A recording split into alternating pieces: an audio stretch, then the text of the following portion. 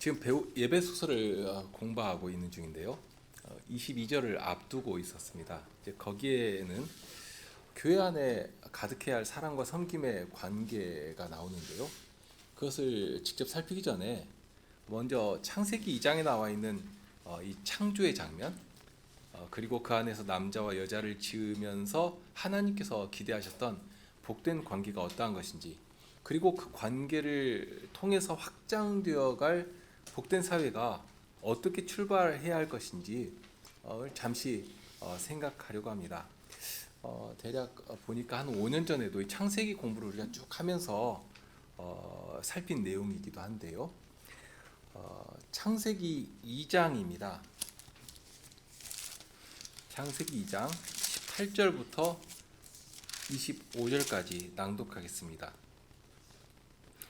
여호와 하나님이 가라사대 사람의 독처하는 것이 좋지 못하니 내가 그를 위하여 돕는 배필을 지으리라 하시니라. 여호와 하나님이 흙으로 각종 들짐승과 공중의 각종 새를 지으시고 아담이 어떻게 그를 이름을 짓나 보시려고 그것들을 그에게로 이끌어 이르시니 아담이 각 생물을 일컫는 바가 곧 그 이름이라. 아담이 모든 육축과 공중의 새와 들의 모든 짐승에게 이름을 주니라. 아담이 돕는 배필이 없으므로 여호와 하나님이 아담을 깊이 잠들게 하시니 잠들매 그가 그 갈빗대 하나를 취하고 살로 대신 채우시고 여호와 하나님이 아담에게서 취하신 그 갈빗대로 여자를 만드시고 그를 아담에게로 이끌어 오시니 아담이 가로되 이는 내 뼈 중의 뼈요 살 중의 살이라. 이것을 남자에게서 취하였은즉 여자라 칭하리라 하니라. 이러므로 남자가 부모를 떠나 그 아내와 연합하여 둘이 한 몸을 이룰지로다. 아담과 그 아내 두 사람이 벌거벗었으나 부끄러워 아니하니라. 창세기 2장에도 창조의 기사가 나오고 있는데요. 2장은 창세기 1장과는 또 다른 면에서 하나님의 창조 세계를 보여줍니다. 1장은 전 우주적인 관점에서 시작해서 사람의 창조까지 이렇게 점점 주민이라고 이렇게 쭉하니 사람을 향해서 포커스가 움직여간다면 2장은 처음부터 사람의 창조에 초점이 맞춰져 있습니다. 2장 1절부터 보면 마치 방치된 것과 같은 자연의 모습이 거기에 담겨져 있는데요. 그렇게 그려지는 이유가 있습니다. 자연은 자연 그대로 존재하면 되는 것이 아니고 반드시 사람의 손길에 의해서 다스려져야 합니다. 사람의 손길이 머물 때에 비로소 자연의 가치가 드러나고 자연 본연의 아름다움을 마음껏 발산할 수 있게 됩니다. 물론 하나님께서 친히 다스리시죠. 분명 그렇습니다만, 그러나 하나님께서는 창조하신 세계 안에 하나님과 방불한 존재를 지어 놓으시고 그 존재를 통해서 마치 하나님께서 거기 계시는 것처럼 그런 지혜와 능력과 권위와 사랑을 드러내면서 하나님의 창조의 영광을 적극적으로 펼쳐나가기를 원하셨습니다. 이게 하나님께서 바라시는 것이거든요. 그것을 기대하시고 피조세계를 지어 놓으신 것입니다. 그래서 그 안에 하나님의 형상을 따라 지음받은 사람을 두어두십니다. 사람을 두시고 사람에게 명령하시고 사람은 이제 하나님께서 마치 거기 계시는 것처럼 하나님이 지으신 만물을 다스려가게 됩니다. 자, 1장에서는 그런 큰 사실을 마치 굵은 필체로 그려놓는 것처럼 묘사하고 있다면 2장에 와서는 조금 더 세밀한 필체로 하나님께서 가지신 그 뜻이, 그 복된 뜻이 어떻게 하나하나 성취되어 가는가 하는 사실을 묘사해 줍니다. 분명 2장 처음에도 보면 창조의 일이 완성된 듯 보이는 장면으로 시작하는데요. 그런데 어떤 면에서는 여전히 무질서하고 방치된 것과 같은 묘사를 통해서 5절에 언급된 말씀을 기대하도록 만듭니다.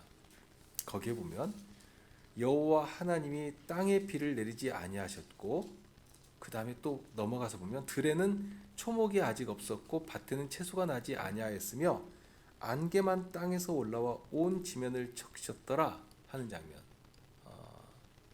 무엇인가 좀 적막하고 정리되지 않은 모습들이죠. 막 생동하는 생명력이 충실해하는 창조의 모습인데, 그런데 그러한 것들이 나타나질 않습니다. 마치 적막한, 움직이지 않는. 그러면 무엇 때문에 그러느냐? 가운데 있죠. 사람이 없기 때문에 그렇다 하고 알려주십니다. 아직 경작할 사람이 없으니까 그렇게 된 것입니다. 그래서 하나님께서는 사람을 만드십니다. 사람을 지으시는데 사람은 이전까지 다른 것들을 창조하시던 모습과는 사뭇 다른 방식으로 지어내십니다. 땅에서 흙을 취하시고요. 그리고 취하신 흙을 친히 빚으셔서 사람을 만드십니다. 자, 이렇게만 해도 다른 피조물과는 비교할 수 없는 특별함이 거기에 깃들어 있습니다. 하나님께서 손수 빚어 만드셨으니까요. 그런데 특별함은 거기서 끝나는 것이 아닙니다. 이제는 빚어 만드신 사람의 코에 생기를 불어넣으십니다. 이 생기를 불어넣으셨다 하는 이 표현이 대단히 강렬하고 무엇보다도 사람이 어떤 존재인가를 확연하게 구분짓는 것이기 때문에 계속 강조해서 전해드린 일이 있습니다. 사람은 그냥 빚어 놓으니까 사람이 되는 것이 아닙니다. 다른 짐승들은 빚어 놓으실 것도 없으셨습니다. 땅을 향해서 내라 하고 명령하시니까 그냥 거기 존재하게 되었습니다. 그런데 사람은 친히 빚어 만드시고 그것도 모자라서 거기에 사람이 사람 되게 하는 가장 중요한 요소를 하나 더 첨가해서 비로소 살아있는 존재가 되게 만드십니다. 그것은 하나님의 호흡하심입니다. 하나님께서 친히 입으로 바람을 불어넣으시고 당신의 호흡하심을 사람에게 두셔서 비로소 사람이 호흡하는 존재, 살아 움직이는 존재가 되게 되었습니다. 그냥 살아 움직인다고 살아있는 존재가 아닙니다. 사람의 호흡은 하나님의 호흡에서 나옵니다. 사람의 생명은 이렇게 하나님의 호흡하심과 절대적으로 하나처럼 묶여 있습니다. 만일 이런 하나님의 호흡하심에서 떨어진다면 그것이 바로 죽음입니다. 그러기에 하나님께서는 계속해서 당신의 호흡하심에서 나오는 말씀으로 사람을 찾아오십니다. 찾아오시고 말씀하시고 사람의 마음에 당신의 말씀을 불어넣으셔서 그 말씀으로 살아 움직여 가도록 하십니다. 이것은 처음 사람이 지어진 때부터 사람이 사람 되게 하는 절대적인 조건이었습니다. 신명기 8장 3절에서도 모세가 알려주는 말씀이 있고요. 그리고 후에 예수님께서도 분명하게 알게 하신 것처럼 사람이 무엇으로 사는가 하는 것입니다. 다른 것 아니죠. 여호와의 입에서 나오시는 모든 말씀으로 살아가는 첫째가 바로 이것입니다. 하나님의 호흡하심에서 사람의 생명이 나온다 하는 사실을 알게 하십니다. 이렇게 사람에게 당신의 생기를 불어넣으시고 그렇게 사람이 생명이 되도록 하십니다. 이런 사람을 이제 에덴 동산에 두십니다. 동산에 두시는데 이 동산은 사람에게는 훈련의 장소이고 하나님의 사역을 시작하는 출발지와도 같습니다. 1장에 보면 생육하고 번성하여 땅에 충만하라 하는 명령을 사람에게 내리셨습니다. 그리고 땅을 정복하고 하나님께서 지으신 모든 생물을 다스리라 하는 명령도 하십니다. 하나님께서 지으신 땅은 굉장히 광활하고 넓습니다. 한 사람이 그 넓은 땅을 감히 다 다스릴 수가 없습니다. 한계가 너무 분명하죠. 그러니 온 땅을 다스리라 하는 이 명령을 처음부터 단번에 요구하신다면 땅 끝까지 이르러서 다스리라 하신 말씀을 어떻게 지킬 수가 있는지, 그리고 그 결과를 어떻게 드러낼 수 있을 것인지 도무지 상상도 못하고 알 수도 없고 순종도 못했을 것입니다. 그러기에 그러한 일을 처음부터 마치 걸음마 하듯이 하나씩 알도록 이 에덴 동산에서 학습하고 배우고, 그 일을 위해서 이 에덴 동산을 만드시고 그 동산을 가꾸며 다스리는 일로 시작을 하도록 하신 것입니다. 이렇게 에덴 동산을 창설하시고 살게 하시면서 아담에게 두 가지 명령을 내리십니다. 그러니까 앞에 1장에서는 아주 큰 원칙을 밝혀놓으신 것이고요, 2장에서 명령하신 것은 1장 28절의 명령을 구체적으로 실행해 가는데 어떻게 해야 하는 것인가 하는 것을 실제적으로 적용하면서 살아가도록 알려주신 명령에 해당합니다. 그냥 1장에서 말씀하신 것처럼 생육하고 번성해라, 땅에 충만하라, 하나님께서 지으신 생물을 다스려라, 정복해라 하고 말씀하시면 그것을 어떻게 합니까? 알지 못하는데 모를 것입니다. 아담이 지혜가 아주 특출한 존재이지만 무슨 자가 발전 회로를 단 기계처럼 지혜가 막 폭주해가지고 저절로 들어오는 것이 아닙니다. 특히 하나님을 아는 지식은 반드시 하나님의 말씀으로 살아가며 하나님의 뜻에 순종해 살아갈 때, 하나님과 사귐을 나누고 하나님의 성품에 참여할 때 하나님에 대한 지식은 살아있는 지식으로서 그의 삶에 담겨지게 됩니다. 이런 성격은 창세기 기사에서부터 분명하게 밝혀지고 있습니다. 하나님께서 사람을 위해 지으신 에덴 동산에 들이시고 아담에게 먼저 두 가지 명령을 하십니다. 첫째는 16절에 있는 말씀인데요, 동산 각종 나무의 실과를 먹어라 하신 것입니다. 하나님께서 주신 선물이고 또한 사람의 다스림으로 인해 앞으로 각종 식물들은 풍성한 과실과 곡식을 내게 될 것입니다. 그러니까 다스림 보람이 있게 되고요, 기쁨이 있고 아마 굉장한 성취감도 얻게 될 것입니다. 우리가 화초 하나를 키우더라도 잎이 싱싱해지고 거기에서 예쁜 꽃이라도 피면 얼마나 기쁩니까? 참 기쁘거든요. 그러니 먼저 하나님께서 미리 마련하신 실과를 먹으면서 앞으로 이루어질, 그러니까 이 사람의 봉사를 통해서 이루어질 복된 결실을 기대하고 기쁨으로 순종하도록 하신 것입니다.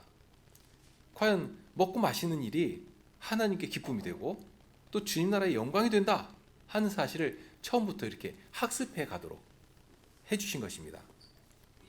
그러면서 이어서 우리가 잘 아는 금지하는 명령을 내리십니다. 동산 중앙에 두 개의 나무를 자라게 하셨는데 하나는 생명나무이고 하나는 선악을 알게 하는 나무입니다. 그 중에 선악을 알게 하는 나무의 실과는 먹지 말라 하고 명령하셨습니다. 하나님의 성품을 닮아가는 일은 사람의 본성대로 행해서 되는 것은 아닙니다.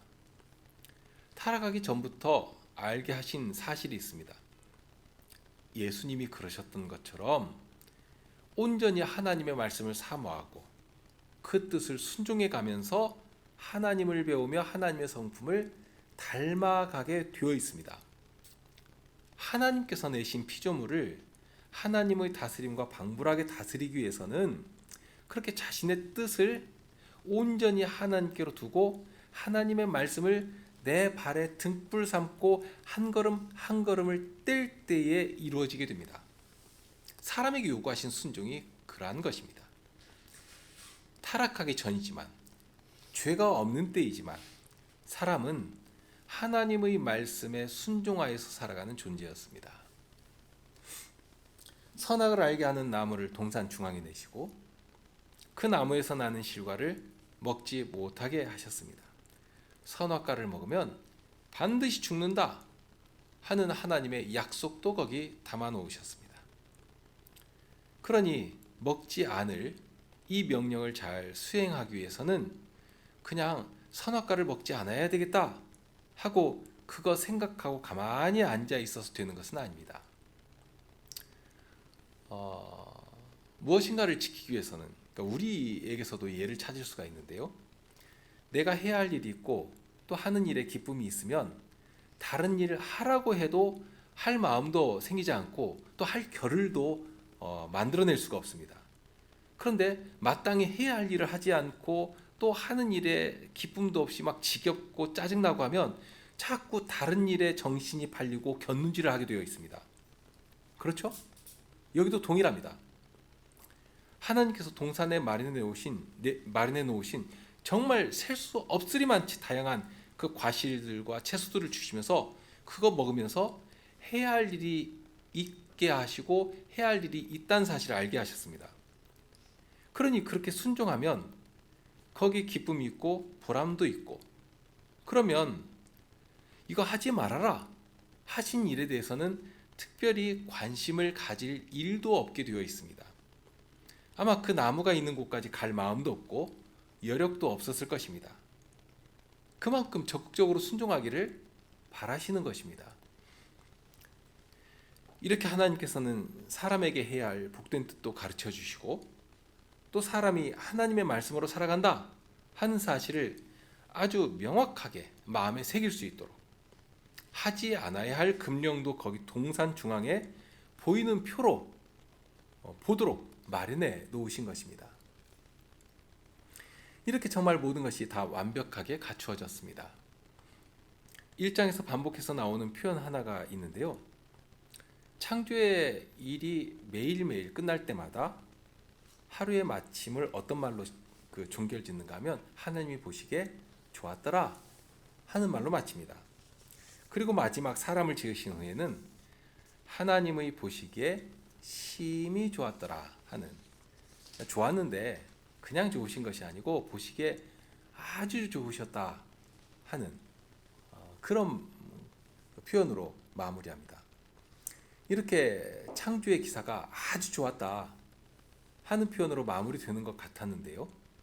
그런데 오늘 읽은 18절 말씀을 보시면 좀 상반되는 표현이 나옵니다. 분명 심히 좋았다고 하실 만큼 그렇게 다 마련해 놓으셨는데, 그런데 보니까 그렇지 못한 것입니다. 좋지 못한 부분이 남아 있었습니다. 그것은 사람이 독처하는 상태로 있는 것입니다. 앞에 이 좋았다 하는 말의 의미가 무엇인지 이제는 잘 아시죠? 좋았다는 말은 히브리 말로 토브입니다. 다른 표현으로는 선하다는 말로도 번역을 해놓았는데요. 그러니까 이 18절에는 앞에 토브라고 하는 말에다 부정하는 말 로를 붙여가지고 로 토브라고 해서 좋지 않다 하고 해놓았습니다. 하나님의 보시기에 선하지를 못한 것입니다. 그리고 이 좋다는 말의 뜻은 그냥 보기 좋다 하는 말은 아닙니다. 선하다는 의미가 그런 것인데요. 모든 것이 완비되어서 이제 힘있게 출발할 수 있는 상태가 된 것, 또는 철도에, 그러니까 그 기차가 철로에서 아주 안전하게 쭉하니 달려가는 그런 상태, 이런 상태가 된 것을 선하다라고 부를 수가 있습니다. 자, 그러니 하나님이 지으신 만물이 사람의 다스림 안에서 복된 결실을 맺고 성장하고 하나님의 창조 세계에 충실하게, 그 생명력이 아주 충실하게 되어야 할 것인데, 그런데 그렇게 되기에 심히 부족한 무엇인가가 아직 남아 있는 것입니다. 그 결정적인 결핍이 무엇인가 하면 18절에 나온 것처럼 사람이 독처하는 것입니다. 하나님께서 당신의 형상으로 지으신 존재를 사람으로 만들어내셨습니다. 그런데도 여전히 무엇인가 부족한 것이 남아 있었습니다.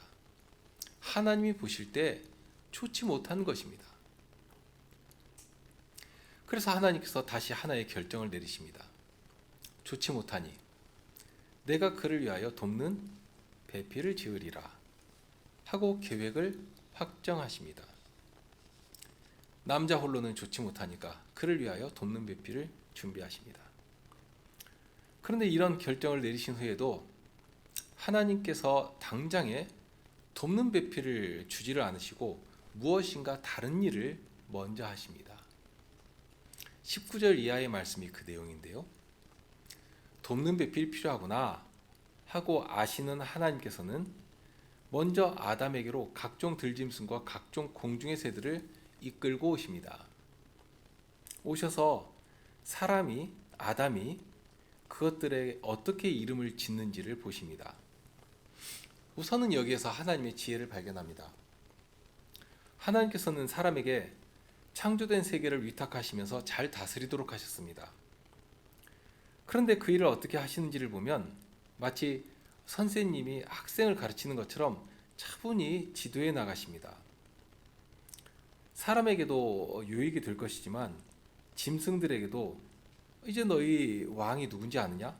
너희가 누구에게 복종해야 되는지 아느냐? 하고 이렇게 가르쳐 주신 것입니다. 그 대상은 아담입니다. 하나님께 순종하듯이 아담에게 해야 한다. 이렇게 아담에게로 이끌고 오시고 사람은 가까이 나오는 짐승의 이름을 하나씩 하나씩 지어줍니다. 어떻게 다스려야 할 것인지 잘 알지 못했을 것이지만 하나님께서 그렇게 친절하게 가르쳐 주시니까 사람은 하나님이 시키는 대로 하기만 하면 되었습니다. 이렇게 하면 되는 것이구나 하고 용기도 얻고 지혜도 얻고 그렇게 배우게 된 것입니다. 그렇게 짐승의 이름을 붙여주면서 비로소 관계가 형성됩니다.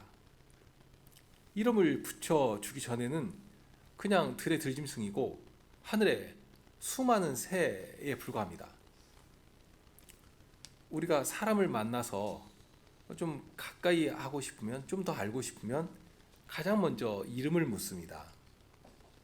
이름을 묻고 이름을 부르는 순간 어떤 관계가 형성됩니다.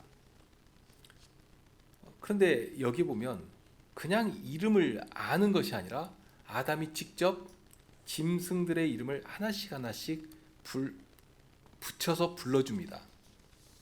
그러니까 직접 이름을 지어주었다는 것, 통치의 본격적인 시작이죠. 너는 코끼리가 기니까 이제부터 코끼리다, 코끼리야 하고 부르니까 코끼리는 아마 아주 기쁘게 응대하면서 코로 노래를 불렀을 것입니다.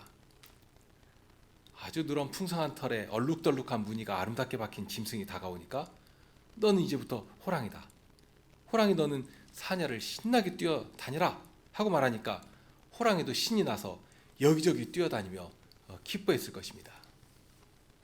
이렇게 이름을 부르고 짐승은 자기의 왕이 되는 사람을 알고 그 말에 순종하고 사람은 짐승들을 친근히 부르며 잘 다스리게 되었습니다. 이렇게 잘 다스리는 모습을 19절과 20절에서 보여주고 있습니다.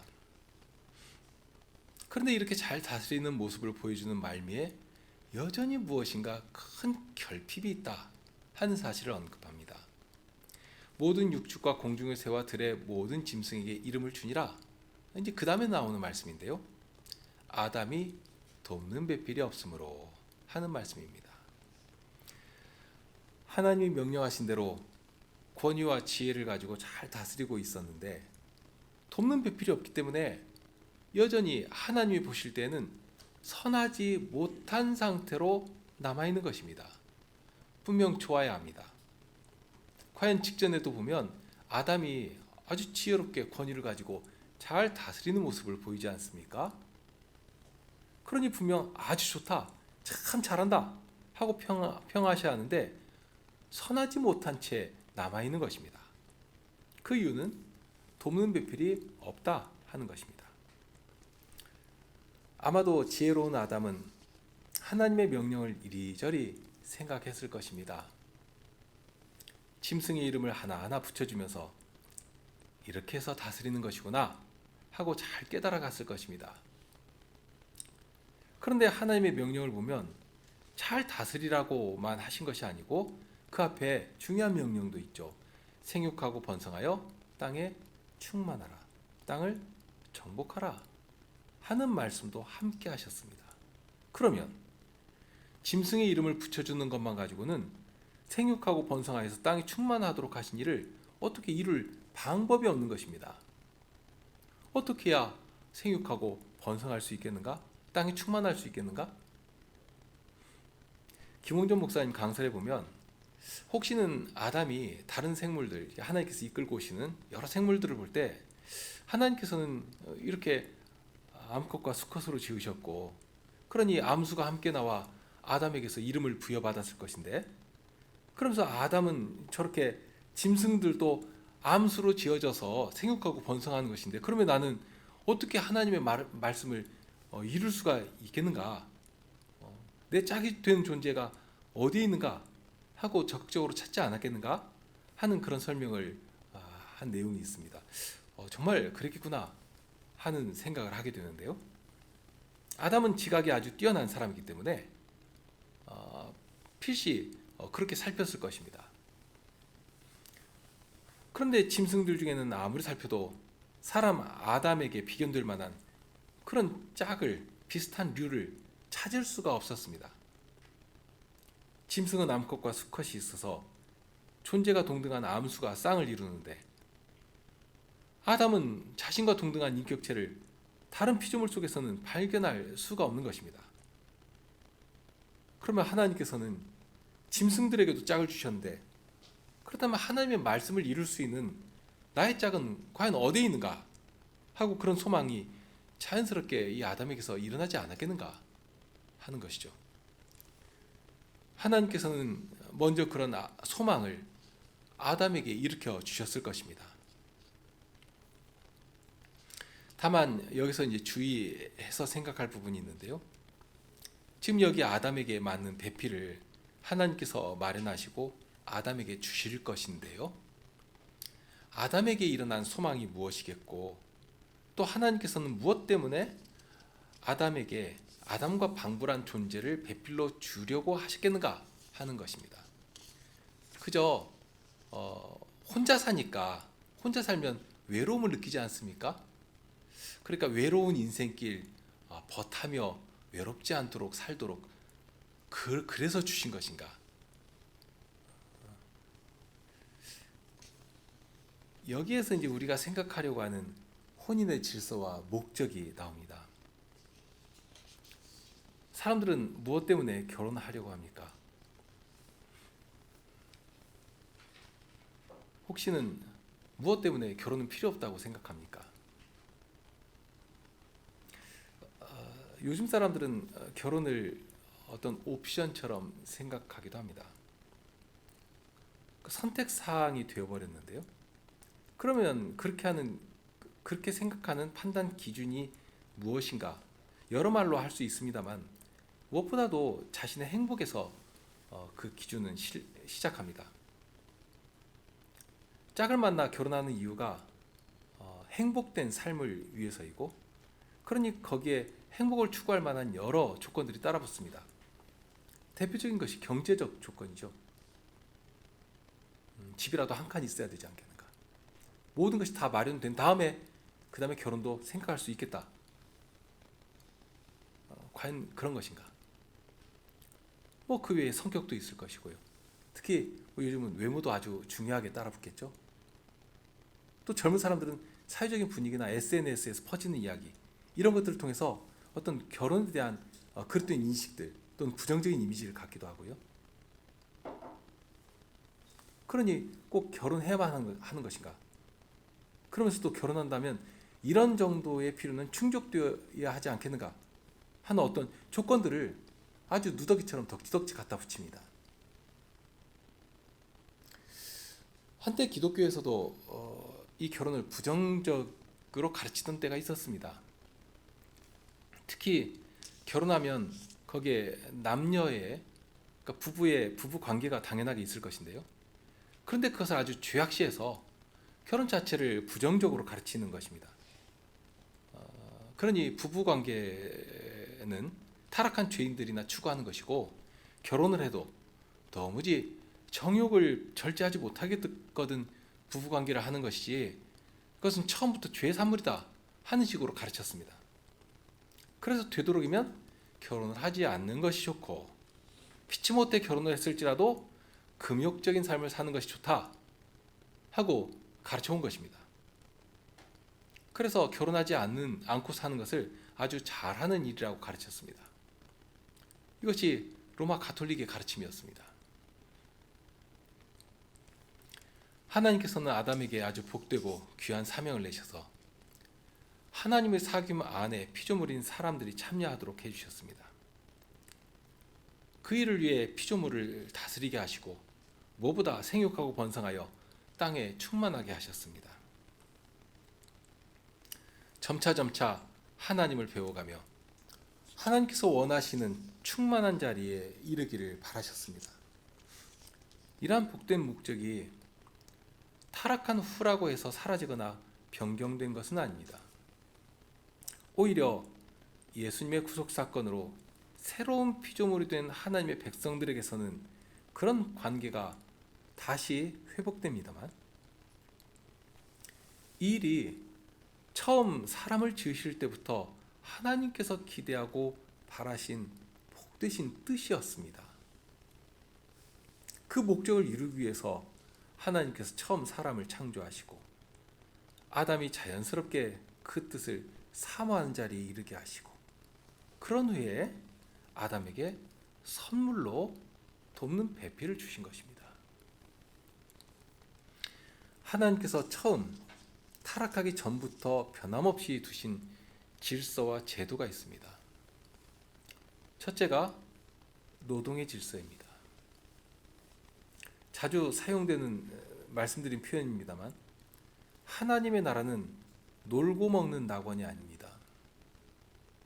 기쁨으로 일하며 수고한 결실로 분복을 누리는 나라입니다. 하나님께서 안식하시면서 하나님을 대신하여 사람이 마치 하나님께서 거기 일하시는 것처럼 일하도록 하셨습니다. 그렇게 하여서 하나님의 사역에 한낱 피조물에 불과한 인생이 참여할 수 있게 해주신 것입니다. 대단한 영광이고 복이 아닐 수 없습니다. 혹시라도 여러분에게 어떤 높은 사람, 예를 들면 대통령이라도 개인적으로 찾아와서 이것 좀 나를 위해서 도와달라 하면 그거 가볍게 생각할 사람이 누가 있겠습니까? 혹은 귀찮으니까 다른 사람한테 시키라고 그렇게 거부할 사람이 누가 있겠습니까? 오히려 찾아와서 나한테 부탁하면 굉장한 특권이라고 다들 생각할 것 아닙니까? 사람의 권세자가 부탁을 해도 그럴 것인데, 여기 하나님께서 부탁하신 일이 있습니다. 정복하게 하시고 다스리게 하셨습니다. 하나님께서 마치 거기서 일하시는 것처럼 아무런 차이도 느끼지 못하도록 그런 지혜와 권능과 권위를 가지고 다스리도록 하셨습니다. 명령만 하신 것이 아니라 그만한 능력도 주시고 자격도 주셨죠. 앞부분에서도 전했습니다만 그 일을 하도록 자세히 가르쳐 주시고 안내까지 해주셨습니다. 친절한 선생님처럼 훈련도 직접 시켜주셨습니다. 다양한 생물들을 이끌어 오셔서 이름을 짓게 하시고 잘 다스리는 일을 어떻게 시작하는지 그것도 알게 해주셨습니다. 그렇게 하나님의 나라는 힘써 일하는 나라인 것을 알게 하셨습니다. 오늘날 일하지 않고도 풍족하게 살겠다고 하는 주장은 사탄에게서 나온 악한 가치입니다. 아무리 산더미처럼 재산이 쌓여 있어도 충직한 성도들은 오늘을 힘써 일하며 살아가는 것입니다. 그게 기독인들입니다. 자, 둘째로는 기쁨으로 결실을 먹게 하셨습니다. 결실은 일한 결과 얻게 하신 산물입니다. 일하지 않는데 열매를 거둘 수가 없습니다. 최초의 모습에는 하나님께서 먼저 열매를 맺도록 하시면서 그것을 먹고 시작하도록 하셨습니다. 하지만 이후에는 일하고 추수하여 그 결실로 필요를 충족하게 해주셨습니다. 타락하기 전이라고 해서 먹지 않고도 살아가는 것이 아닙니다. 타락하기 전부터 하나님께서는 사람에게 식물을 먹도록 법으로 정해놓으셨습니다. 각종 실과와 채소들을 먹으면서 하나님의 명령을 수행해야 합니다. 기쁨으로 먹으며 하나님의 명령을 수행할 때 비로소 선악을 알게 하는 나무의 실과를 먹지 않을 힘도 생기는 것입니다. 자칫 먹는 것은 타락한 사람에게나 해당되는 일이고, 물질적인 것은 악한 것이니까 먹는 것을 피하려고 하는, 그러면서 그렇게 물질적인 일은 금하고 멀리하는 것, 이것이 경건한 기독인들의 모습이다 하고 가르치는 자들이 있었습니다. 예전에도 있었고 오늘도 있었죠. 비단 어제 오늘만의 이야기는 아니고 바울 사도 시대부터 벌써 있었던 그릇된 가르침이었습니다. 혼인을 금하고 식물을 폐하라 할 터이나 식물은 하나님이 지으신 바니 믿는 자들과 진리를 아는 자들이 감사함으로 받을 것이니라. 하나님이 지으신 모든 것이 선함에 감사함으로 받으면 버릴 것이 없나니 하나님의 말씀과 기도로 거룩하여짐이니라. 디모데전서 4장 3절 말씀입니다. 먹는 것을 탐하는 것은 죄의 영역에 속한 것입니다. 탐하는 것, 탐심은 분명 죄입니다. 우상 숭배에 해당합니다. 그러나 하나님께서 주신 것들을 기쁨으로 먹으며 힘을 얻는 것은 하나님께 감사하는 생활이고 하나님께 영광을 돌리는 생활입니다. 하나님께서 사람이 식물을 먹으며 일하는 존재로 지어 놓으셨기 때문에 처음부터 다양한 과실과 채소를 식물로 주시며 하나님의 사역에 기쁨으로 참여하게 해주셨습니다. 하나님의 일을 할 때에 일하는 것이 고역이 아니라 기쁨이 되도록 즐거움 가운데 할 수 있도록 해주신 것입니다. 하나님만 열매로 인해 기쁨을 거두시는 것이 아닙니다. 사람들도 수고하면 열매로 인해 기쁨을 얻고 그 열매를 분복으로 누리게 해주셨습니다. 이것이 타락하기 전부터 기본적으로 정하신 법입니다. 그리고 세 번째가 바로 지금 생각하는 내용인데, 하나님께서는 혼인의 법을 타락하기 전부터 인류의 기본적인 질서 안에 심어 놓으셨습니다. 자, 오늘은 기본적인 내용을 전하느라 시간이 많이 갔는데요. 앞에 노동에 대해서나 먹는 일에 대해서 중생한 우리 기독인들은 정당한 가치를 회복시켜야 합니다.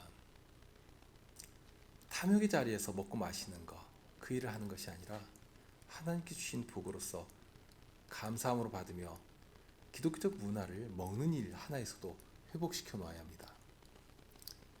그러니까 타락한 이후에 형성해 놓은 그릇된 가치를 가지고 변질된 주장을 하는 그런 자리에서 정당한 것이 무엇이냐 하는 것을 밝힐 수 있어야 합니다.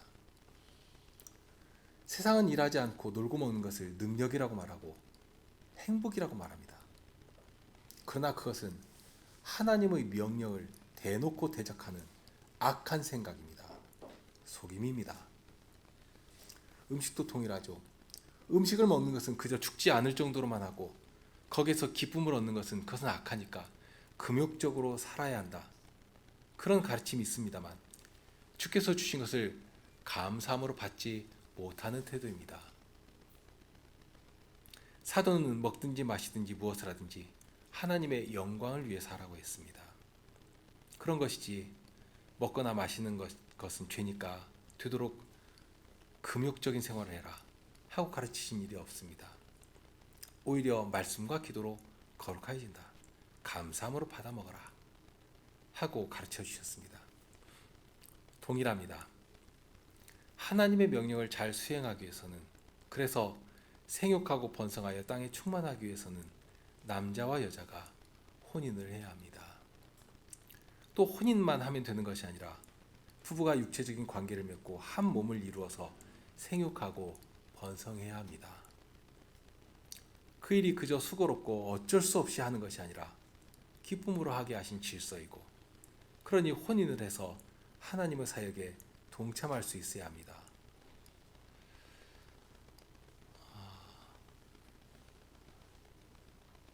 마칩니다만 마지막으로 드릴 말씀이 있습니다. 혼인을 하는 목적은 사람의 행복을 위해서가 아닙니다. 하나님의 나라를 이 땅에 건설하게 하도록, 하나님의 나라를 세워가도록 주신 굉장히 선하고 아름다운 질서입니다.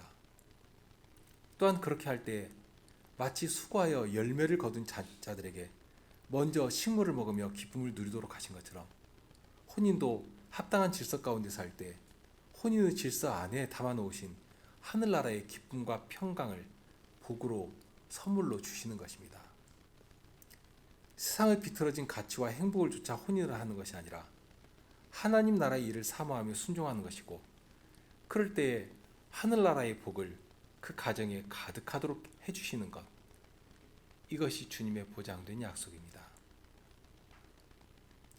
다만 우리는 늘 여기서도 동일한데요, 순서에 주의해야 합니다. 먼저 무엇을 추구해야 하는가 하는 것입니다. 오늘은 여기까지 하겠습니다. 함께 기도하시죠.